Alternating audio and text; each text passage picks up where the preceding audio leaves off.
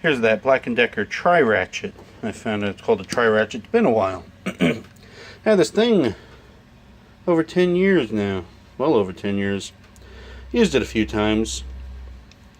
Not too bad. It's just like all the other rotator ratchets. We twist the handle. Do it with one hand, yeah. And it turns the socket, which isn't bad. Can't use this right here to turn it because that just switches over direction. But the good thing about it is that this comes apart. Attach it to your drill. You can use it to easily turn a socket. So that ain't bad. Oh, and also, this thing is 72 teeth. Over 10 years ago I got this, and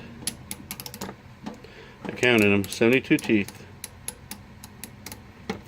I had a 72 tooth ratchet over 10 years ago, didn't even know it, or about 10 years ago.